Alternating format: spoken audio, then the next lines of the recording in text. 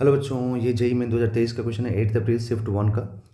N air bubble of diameter 6 mm rises steadily to rises steadily through मतलब study में चल रही through a solution of density 1750 kg पर metre cube at the rate of 0.35। ठीक है, इस centimetre में है, जिसको मीटर में ध्यान रखना, कन्वर्ट करना पड़ेगा, तो ये 10⁻², यहाँ पर आएगा।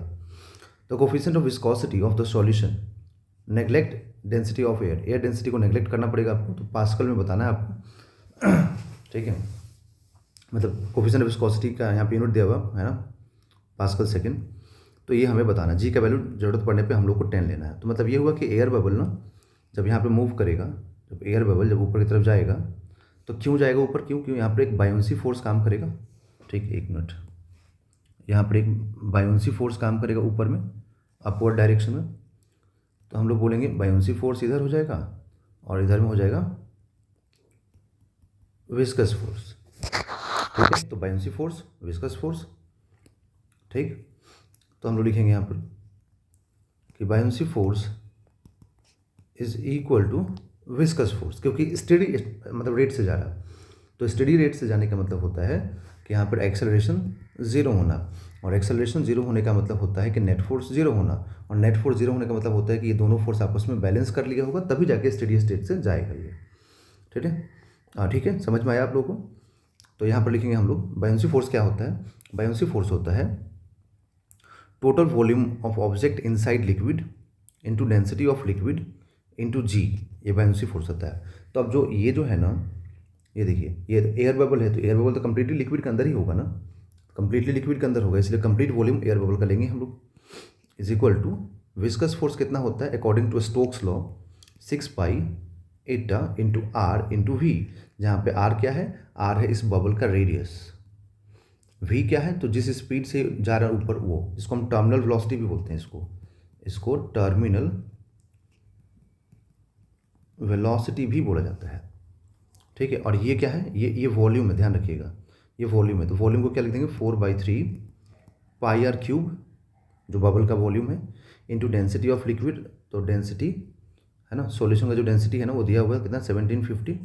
तो यहाँ लिखेंगे हम लोग 1750 इंटू जी का वैल्यू रख दीजिए 10। ओके, और ये 6π∗r⁵v। ठीक है, तो अब इसमें हमें जो चाहिए ना वो ये चाहिए, ये चाहिए, एटा चाहिए ना, जिसको हम बोलते हैं कोफिशिएंट ऑफ विस्कोसिटी। तो यहाँ से मैं, अगर मुझे एटा चाहिए तो मैं लिखूँगा, देखिए क्या, कुछ पार्ट कैंसिल करना पड़ेगा, जैसे रेडियस का एक पार्ट कैंसिल हो जाएगा, ये कैंसिल करेंगे तो 2 से 3 हो जाएगा, और ये 2 हो जाएगा। ठीक है, तो ये 3 यहाँ नीचे आ जाएगा, तो 2/9 हो जाएगा, 2/9। और यहाँ से पाई से पाई भी कैंसिल हो जाएगा, एक ये r² रहेगा, तो r² छोड़ देंगे, इंटू ये 17,050 17,500 ये रहेगा, ये 10 मल्टीप्लाई हो जाएगा। ठीक है, और इधर से क्या आ जाएगा, इधर से आ जाएगा, देखो एक 3 तो मैंने जो बचा हुआ था ना, ये इधर भेज के 9 कर दिया। अब ये v आ जाएगा, क्योंकि ईटा तो निकाल ही रहे हम लोगों को, तो v आ जाएगा यहाँ पर। ठीक, तो अब सारी वैल्यूज़ को पुट कीजिए, तो 2/9, रेडियस यहाँ पर क्या दिया हुआ बबल का देख लीजिए, तो रेडियस है, डायमीटर अगर 6 mm है तो रेडियस कितना हो जाएगा, 3। तो डायमीटर अगर मतलब 6 है तो रेडियस 3 हो जाएगा, तो 3 इंटू 10⁻, क्योंकि मिलीमीटर है तो इसका स्क्वायरिंग करेंगे, रेडियस 3 इंटू 10⁻³ हो जाएगा। टर्मिनल वेलोसिटी 0.35 है, 0.35, बट सेंटीमीटर में है तो मीटर में कन्वर्ट कर दीजिए, इंटू 17,500।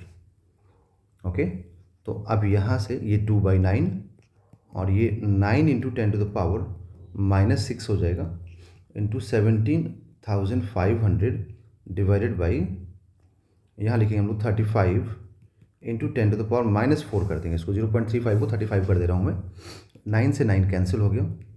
ठीक है, और इसको हम लोग 500 से कैंसिल कर देंगे, 500 से। ठीक है, और इसका 4 0 कैंसिल होगा तो -2 बचेगा, और ये -2 इसके साथ कैंसिल हो जाएगा, तो यहाँ से 5 और इधर से सिर्फ 2 बचेगा। तो जो कोफिशिएंट ऑफ विस्कोसिटी आ रहा है ना वो कितना आ रहा है, 10 आ रहा है।